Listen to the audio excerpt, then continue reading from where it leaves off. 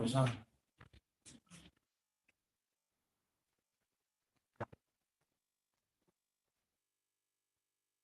You just went, Jordan just went in. He was standing behind you in the doorway.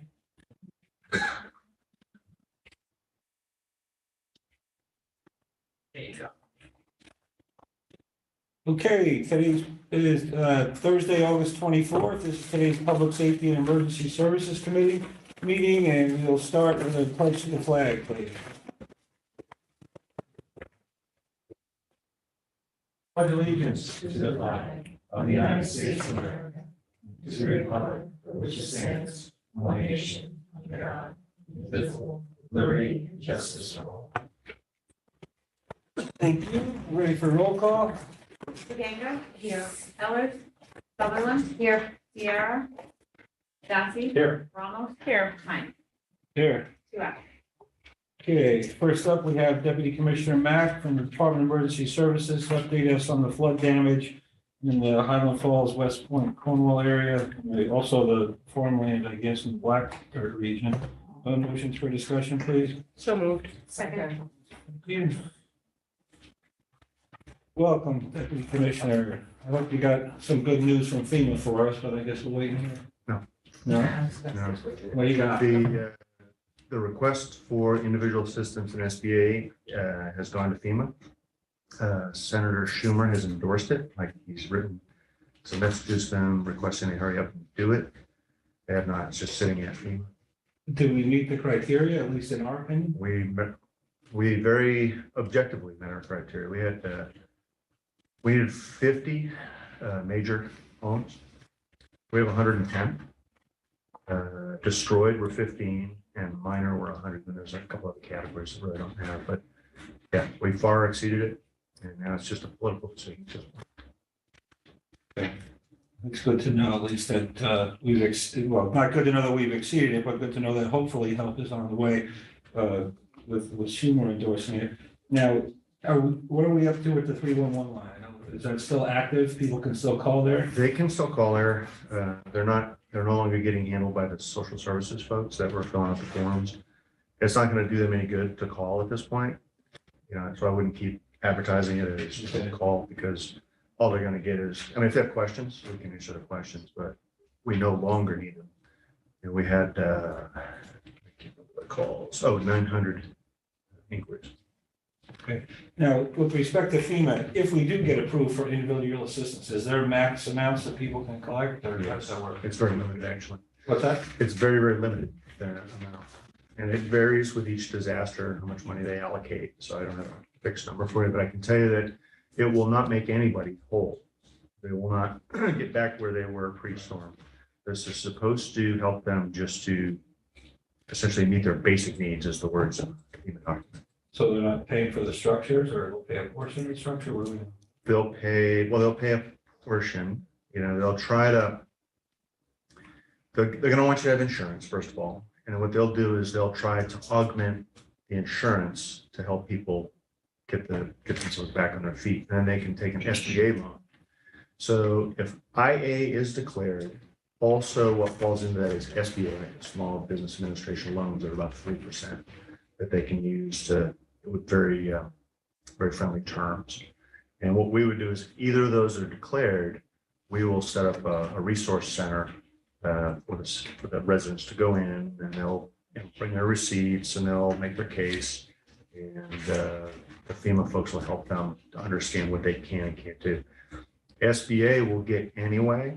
We will get that. That's the loans, but they're holding off until IA is denied or accepted. So a denial letter, you know, means they're not going to get IA, individual assistance, but SBA will kick in at that point and they can get loans. If they send that letter to us as a county, They will. you know what the turnaround time is, or there's no, we My have done opinion this should- once before. In my opinion, it should have already happened. Yeah.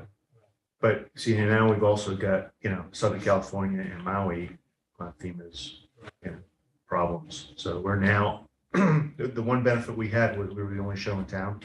You know, New York City didn't get hit. None of the cities upstate, it was really us. So they just diverted all their assets to us. And by the way, speaking of assets, the RUPCO money, we got some answers on that. That's that 3 million that the governor has set aside? And that money is all gone. And there's no more left. The 3 million's been distributed?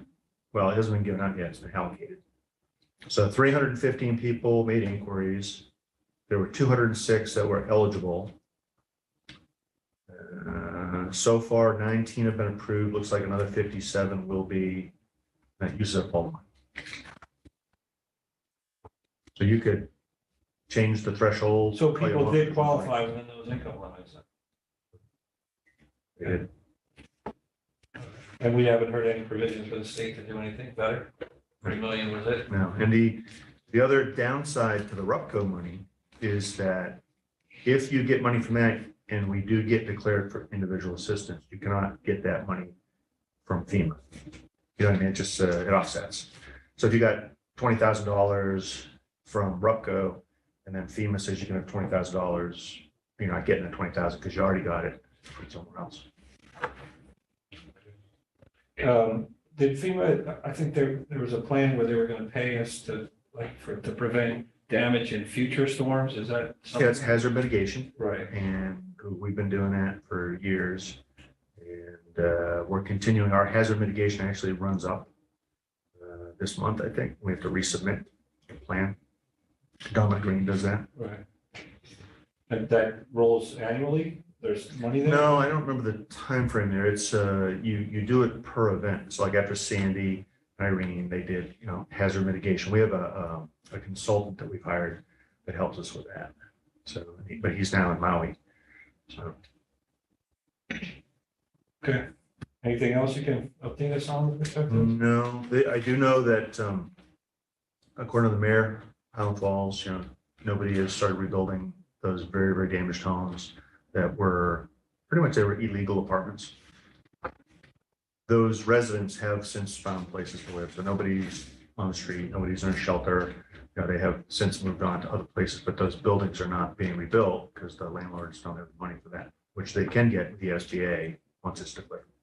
Now, who's tracking the damage that we suffered as a county? Is that you or is that Eric Denega? We have, it's kind of a consolidation. My office is the consolidating factor. So people will feed us because Dominic keeps track of it. Okay. And that we will get reimbursed for, you're saying? Yes, yep, and that's public assistance. That's already been declared. There is an issue though, because New York State changed the rules a couple of years ago, where it used to be that each individual municipality could get reimbursed for their expenses, their whatever materials they use, the overtime, all that kind of stuff. Used in mutual aid, they could just bill it to the state essentially. They don't want that anymore. So now what the state wants is they want Highland Falls, or the town of Highlands, I guess, to reimburse all the people that help them, overtime, the equipment used, materials used, and then they can be the applicant to get all the money back. Now, they don't have that money. Yeah, They don't have that money. Unless they can issue a revenue anticipation. So the only other thing that we know to do is that the county would have to somehow assume that role, since it was, Steve's state of emergency could be used. That was essentially the overarching protection for everybody. So that is yet to be decided. We just found it out this week. So the county executive can do it, or? He can, Okay. but we're not going to get reimbursed for it. You get it reimbursed at 75%, and then the state may reimburse us another 12% on top of that. So if the county takes the brunt of it, then the county loses the money, but you make the other groups full. That's for people well above my pay grade.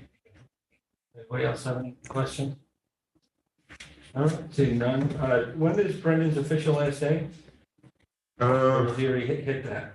Well, his last day here, like in person, Yeah. is the 25th, so far tomorrow, And do we know when Pete's going on? October 2nd. I think October 1st is a Sunday, so that's sort of his official day of it. So Monday. in case anybody doesn't know, Brendan Casey is retired, and Pete Sirigliano, the captain of the state police, Troop F, is going to be taking over, subject to confirmation of the legislature, I believe, right? Yeah. Okay. Thank you very much. Moving on to number 2, we have the sheriff's office.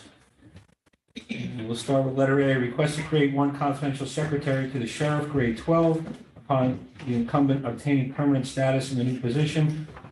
Position 23143, secretary and administrative assistant 2, grade 9, will be abolished. Motion, please. So moved. Second. So, welcome. You want to highlight that for us? Okay. We're gonna have a, eliminate one of the positions that we have currently and we have to hop in after secretaries to grade this more applicable to what they should be doing. This is, I think, something we've done in other departments, where we wait to make sure the individual in that position is able to be moved up before we make the change. We've done this before. Anybody have any questions? Hearing none, we'll call the question. All in favor, say aye. Aye. Anyone opposed? So carried, unanimous. Next, we have letter B, request to create one contract coordinator, grade 11, legislative request number 193. Motion, please. Second.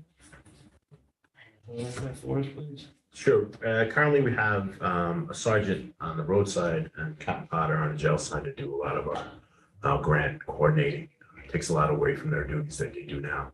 We have a contract coordinator, we consolidate it all into one. They still have input into what we need for the sheriff's office and for the jail and for the roadside. It makes a lot more sense to have one person doing it and collating a lot of information and pushing it forward, keeping us on track. On the civilian side. On the civilian side, that's correct. And this is a person not employed now, or do you have somebody I that? believe we have someone that's employed now. It's going to be easier to transition. Okay. Yeah, I think the prior administration has spoken about this a lot as well. And that's all in the budget too, I think I read it. Yes. Any questions for the undersheriff? Okay, hearing none, all in favor, say aye. Aye. Anyone opposed? So carried, unanimous. Now we have letter C, request to accept and appropriate funding from the New York State Division of Criminal Justice Services for the Gun-Involved Violence Elimination Initiative, otherwise known as GIVE, $25,000, legislative request number 204. Second. Want to highlight that for us? Sure. It's, GIVE is a program that's been run by the state for several years. Currently, we're going to be working with the city of Middletown on focused deterrence. Also, the city of Newburgh also has the same GIVE program. They have not made clarity of what they're going to do yet with their funds and their funding or how they're going to appropriate it, but we are running patrols currently with the city of Middletown, augmenting what they have on focus spots. There's been an uptick on gun violence. And that's what we're going to focus on with them. Any questions on it? Hearing none, we'll call the question. All in favor, say aye. Aye. Anyone opposed? So carried, unanimous. Next, we have a motion to discuss the curriculum. I have that. One second.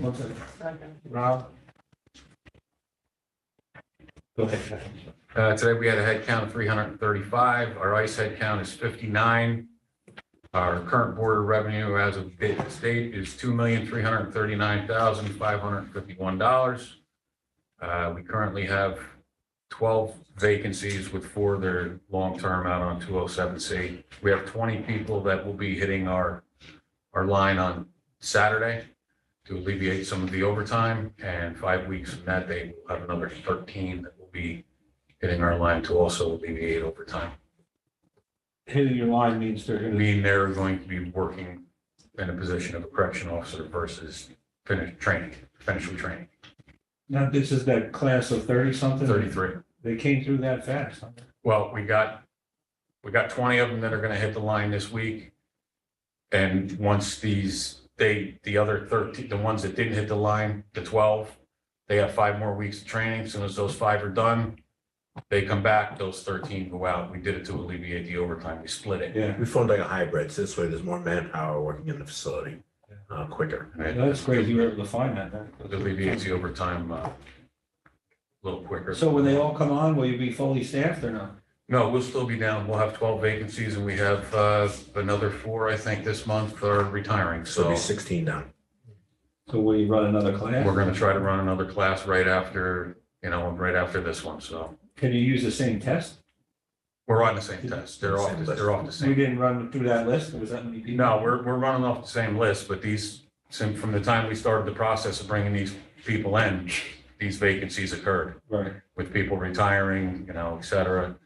And now we're up to 12. And as I said, this month coming up, we got 4 more leaving, so that class will end up being 16 that we know of, unless there's more. How many people on the list? That seems like a big list. It was quite a few. I think it was 125, maybe it was on the list.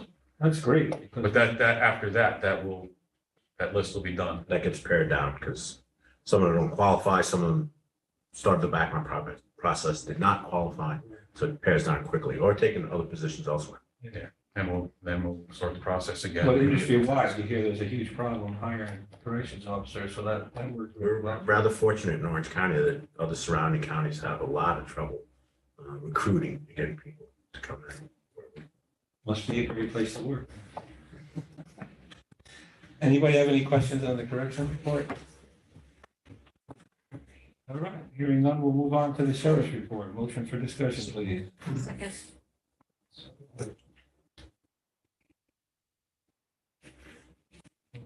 We have Captain Palin with us today. He's a 25-year member of the Sheriff's Office, newly minted. He's part of our command staff. Dustin's been with the Sheriff's Office a long time. He's a wealth of knowledge, and we'll bring him along with us. He's going to highlight the patrol side today. So just a couple things. One of our deputies attended just over a month ago, a DRE class, was a drug recognition expert class. Very difficult to get accepted into the class, and then once you get in the class, extremely hard. Not only did she excel in the application process, but when she attended the class, she achieved the top score. And then when she completed the classroom portion of it, then she actually had to go down to Florida for a week to do evaluations.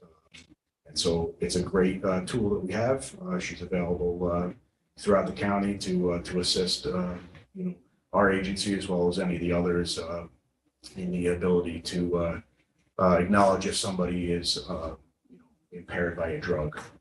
So that's great. Also, our white collar task force, they met and went over different cases that they have going on. And the only thing we have coming up is we have the Freedom Fest, which is scheduled possibly tomorrow, depending if the rain holds out.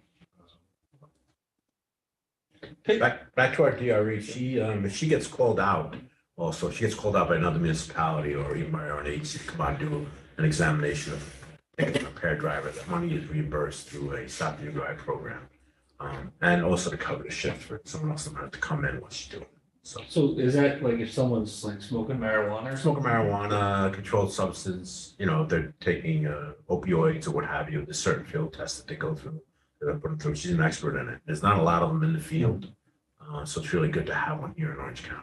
So if the drug officer says the person's impaired by marijuana, that's admissible, and there's no scientific test other than blood test, I would assume. Well, yeah, they would do, obviously, you're on a blood test to do that. Just like if it was alcohol, you would do a breath test. So Are you making arrests based on that? she's making an arrest based on her probable cause for whatever the illegal substance might be, or legal substance for that point too. Because sometimes you see, don't drive and you're taking these painkillers, and people on painkillers and maybe a couple of beers and that'll impair them. So it takes them off the road. Can you tell us more about this crypto white collar thing? If you can't talk about it, I understand. It's that it wasn't an arrest that was made, but it's currently, I don't think it's been put through the full process of grand jury, et cetera, et cetera. Okay. So we won't talk about that. I don't wanna comment. Understood. Anybody have any questions on the sheriff's report? I just have one, and it's not really the sheriff's report. How are they able to decipher, like, as far as the marijuana, because that stays with you for 30 days? So how do they decipher even through a blood test or anything else that it's something that's current and not like they went out partying on Friday because now we made this legal? I think it's freaking, it's crazy. But even with like the signs and stuff, how would they be able to specifically prove that the person is under the influence now and not from Not previous? prior use. I think it would be based on the examination performed by the DRE and those tests, field tests that she. So this certification actually correct. it would be similar to like the breathalyzer because she's certified and has gone through all the training and all that. Just like you put someone through field sobriety tests, this could be a walk and turn, ABC, alphabet, finger to nose, whatever it may Right, okay. be. She performed certain tests So that the she blood can, test and all that would just be a backup to show that it would confirm that what her confirm the usage. probable cause, right, correct. Okay, Thank you. Her doing the test gives you probable cause, and then they would have to do, like you said, to do a test. Okay, any other questions? All right, here, no questions. We'll move on to number 3. And that is the resolution of the Orange County Legislature recognizing September 18th through September 24th as Sheriff's Week. We suggest we all sponsor. Does anybody object to that? Okay, so we'll all go on as a sponsor. Basically, this is our way of saying thank you to all of your staff and certainly you as the command staff and everybody that reports to you for keeping the people of Orange County safe, on both the correction side and the patrol side. Everything else you do in the various communities and the expertise with the SOG team, both in and out of the facility and process serving, all the specialized K9 detections. And I know there's a multitude of things you do above and beyond that, but I know I speak for all the legislators when we say thank you for that. Anybody else have any comments? Covered it? Need a motion. So All sponsor. we we'll did. all sponsor, yeah. All right, so thank you very much for coming, and the desk is clear. Okay. We are adjourned. Motion to adjourn. Sassy. There you go.